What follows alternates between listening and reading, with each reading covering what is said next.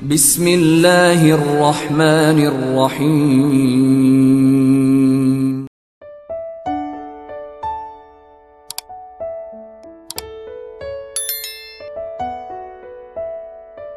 Bismillahirrahmanirrahim. Assalamualaikum warahmatullahi wabarakatuh. Asyhadu an la ilaha illallah wa asyhadu anna Muhammadar Rasulullah. Amma ba'd. Alhamdulillahi rabbil alamin. Segala puji bagi Allah Subhanahu wa taala, Tuhan yang Maha Pemurah lagi Maha Penyayang. Dan sholawat serta salamnya Allah semoga terus tercurah limpahkan kepada junjungan kita Nabi Muhammad sallallahu alaihi wasallam. Amin ya Allah ya rabbal alamin. Sahabat beriman yang dirahmati Allah Subhanahu wa taala, kesempatan video ini saya akan membahas sebuah tema yang sangat penting dan relevan dalam kehidupan kita, yaitu karma, akibat, dan azab bagi perusak rumah tangga orang lain.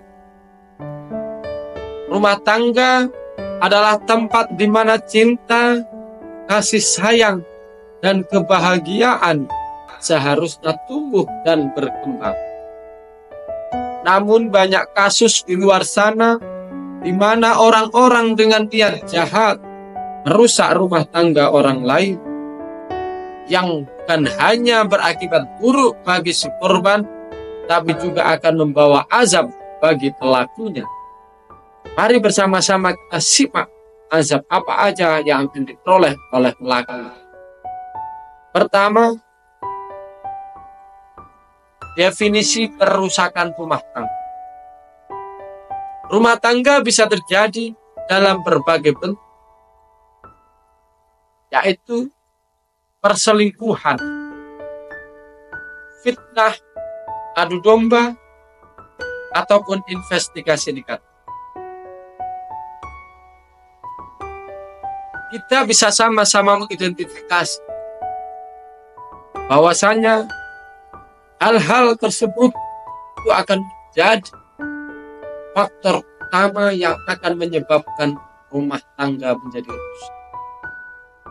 Perilaku ini tidak hanya melukai perasaan pasangan yang bersangkutan, tapi juga merusak stabilitas keluarga, stabilitas anak-anak, dan stabilitas masyarakat.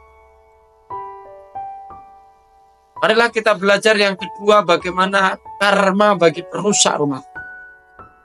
Sahabat beriman yang dirahmati Allah Subhanahu wa taala, sangat penting bagi kita untuk memahami bahwa setiap tindakan pasti ada konsekuensinya. Dalam Islam ada konsep karma yang sangat jelas.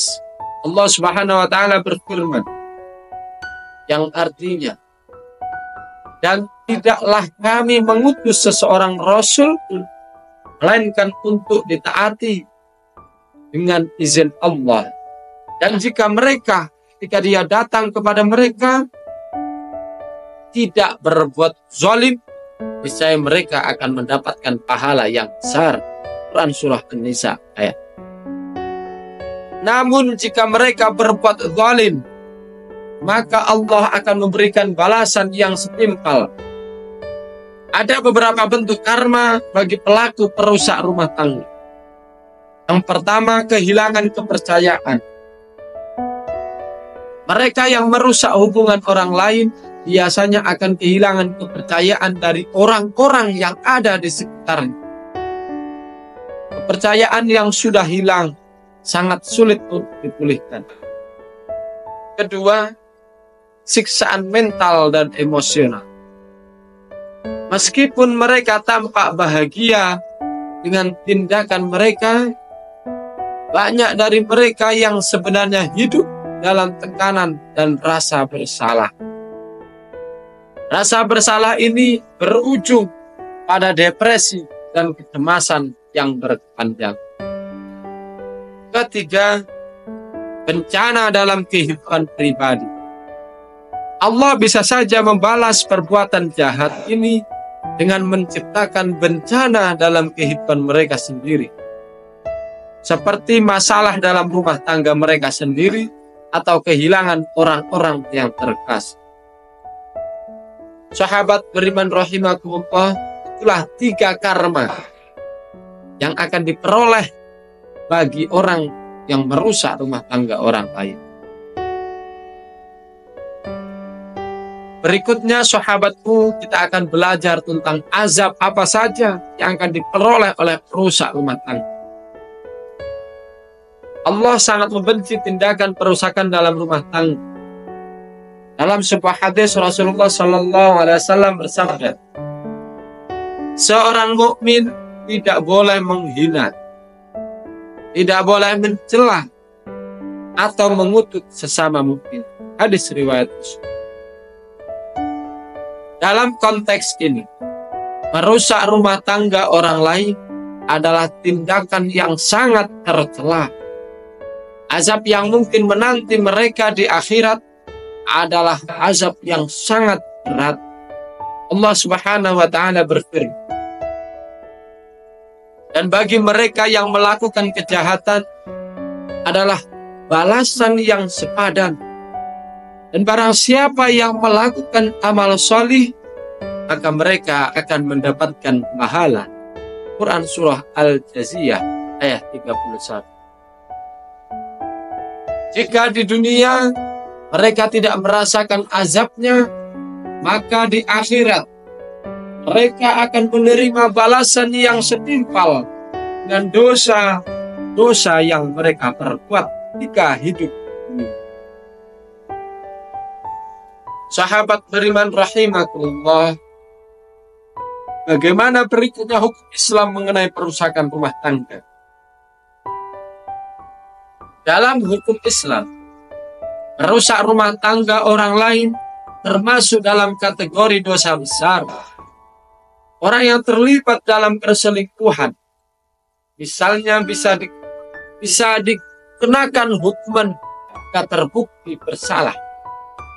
Dalam Al-Quran surah Allah Subhanahu wa taala berfirman, dan janganlah kamu mendekati zina, sesungguhnya zina itu adalah perbuatan yang keji dan jalan yang sangat buruk.